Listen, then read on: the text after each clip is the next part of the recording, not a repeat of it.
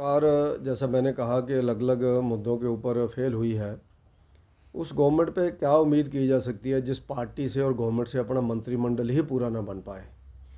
3 मंत्री के पद इनके खाली हैं और सीपीएस के ऊपर इनका बिल्कुल जिसको कहते हैं कि हटने की तलवार लटकी हुई है।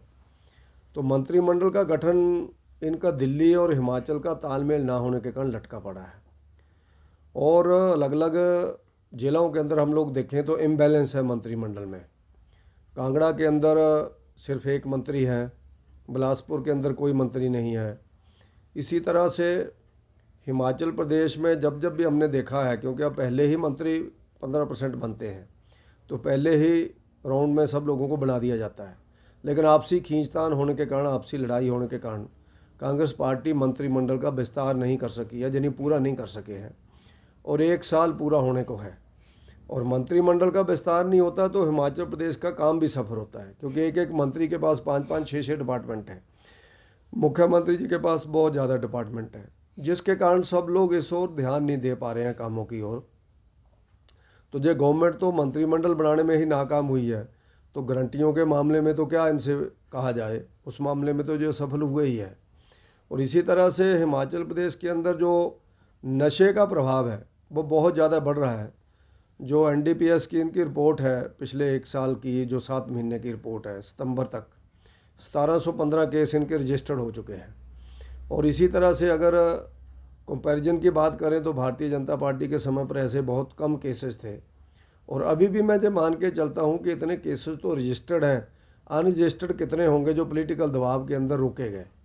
और ऐसे कितने हैं लोग जो नशों का व्यापार कर रहे हैं जिनको पकड़ा नहीं गया गवर्नमेंट की लापरवाही के कारण।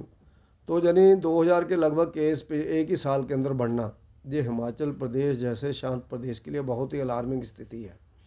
और जिसका उदाहरण हमारे सामने एनआईटी हमीरपुर में एमटेक कर रहे नौजवान साथी की मौत का उदाहरण हमारे सामने आया है, ओवरडोज के कारण, जो प्रथम दृष्टा में देखा गया है। तो इसके नाते मेरा ऐसा मानना है कि इस गवर्नमेंट को अपना कम से कम मंत्रिमंडल तो पूरा कर ही लेना चाहिए। और दिल्ली वालों से पूछ लें, दिल्ली वालों का भी कोई तालमेल नहीं है। वो जहाँ आते हैं तो प्रियंका जी आए घूम के चले गए, राहुल जी आए घूम के चले गए, अभी शुक्ला साहब आए थे, जैसा मैंने कहा अभी मैच देख करके चले गए, गवर्नमेंट के ऊपर कुछ नहीं बोले, दूर दूर आए और दूर दूर से निकल गए।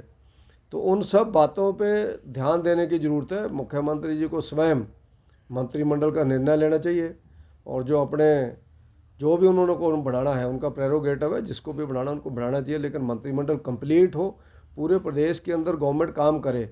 उसी कारण से जो हर चीज़ में असफल हो रहे हैं, वो चाहे गारंटियों का मामला हो, वो चाहे आपदा आई, बाढ़ आई, उसके कारण जो असफलताएं ध्यान में आ रही हैं, क्योंकि पूरा डिपार्टमेंटों को, कई ऐसे डिपार्टमेंट्स हैं जिनको कोई देख ही नहीं रहा है, बिल्कुल खाली पड़े डिपार्टमेंट हैं। तो उसके नाते जो गवर्नमेंट पूरी तरह से असफल है।